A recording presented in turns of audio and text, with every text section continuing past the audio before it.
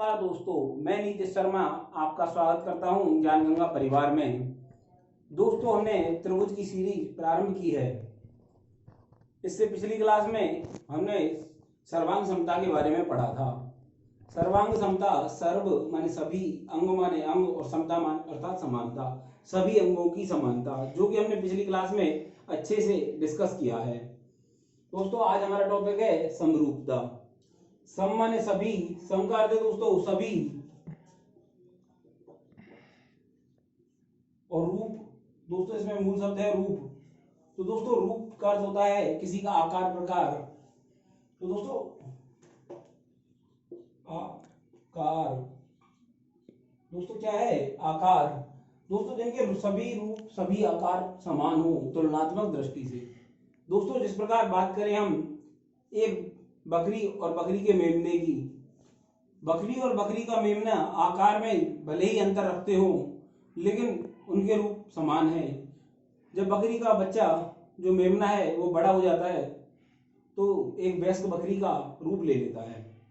इसी प्रकार एक ऊंट और ऊंट के बच्चे को देखें, एक मनुष्य और मनुष्य के बच्चे को हम जब देखते हैं तो देखते हैं कि वो उसी प्रकार बड़े होकर समान रूप रख लेते हैं, तो उनका रूप समान होता है।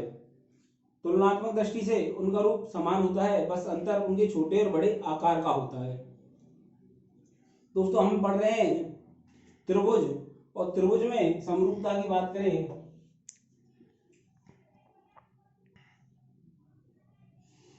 तो दोस्तों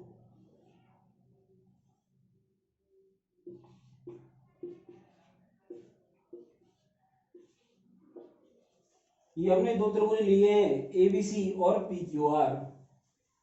दोस्तों एबीसी और पीक्यूआर, और हम इसकी समरूपता का पता करेंगे। तो समरूपता का पहले हम चिन्ह जान लेते हैं।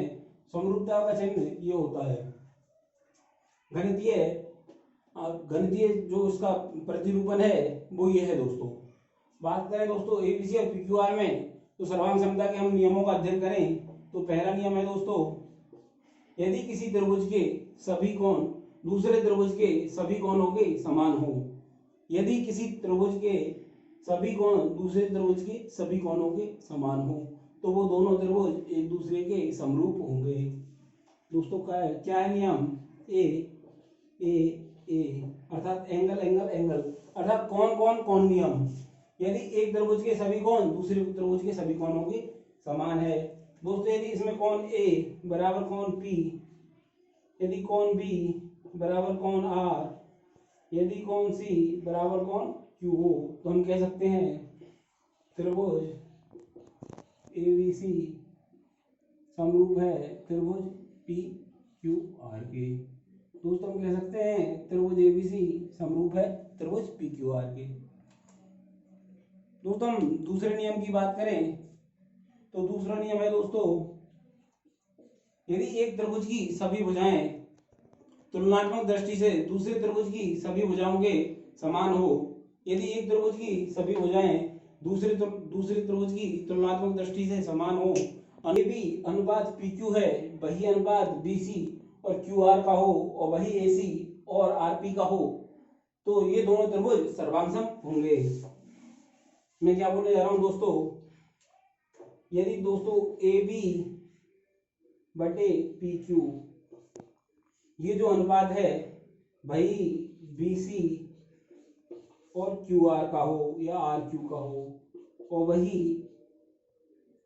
AC और PR का हो, यदि ये अनुपात समान है तो हम कह सकते हैं कि त्रिभुज ABC समरूप है त्रिभुज PQR के।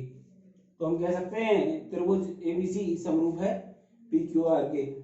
दोस्तों तीसरा नियम है समकोण त्रिभुज के लिए। तीसरा नियम है समकोण त्रिभुज के लिए।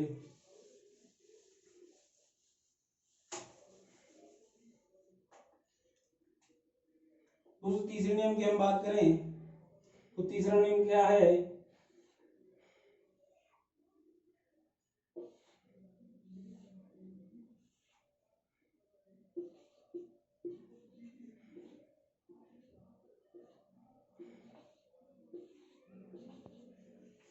यदि दो समकोण त्रिभुज बात करें, ये दो समकोण त्रिभुजों में यदि कर्ण और आधार का अनुपात, कर्ण और एक भुजा का अनुपात कर्ण और दूसरी भुजा के अनुपात के समान हो दो त्रिभुजों में, तो वो दोनों त्रिभुज एक दूसरे के समरूप होंगे। दोस्तों यदि AC का अनुपात PR के साथ वही हो जो BC का अनुपात QR से है, या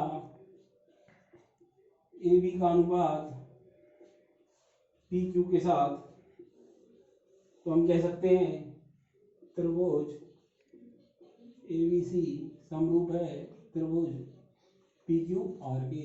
हम कह सकते हैं त्रिभुज ABC समरूप है त्रिभुज PQR के। दोस्तों ये समकोण त्रिभुज का नियम है।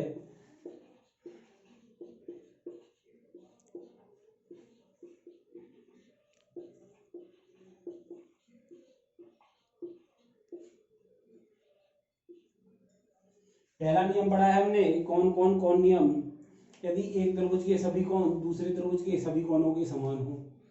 दूसरा नियम पढ़ा है हमने, यदि एक त्रिभुज की भुजा का अनुपात दूसरी त्रिभुज की भुजाओं के साथ वही हो जो एक भुजा का है, तो वो दोनों त्रिभुज समरूप होंगे। तीसरा है समकोण त्रिभुज में यदि कर्ण पहली भुजा के पहले एक त्रिभुज के कर्णों का अनुपात दूसरे त्रिभुज की भुजाओं के अनुपात के समान है, तो वो दोनों त्रिभुज समरूप होंगे। दोस्तों यदि वीडियो पसंद आई है तो लाइक करो, शेयर करो, सब्सक्राइब करो। धन्यवाद।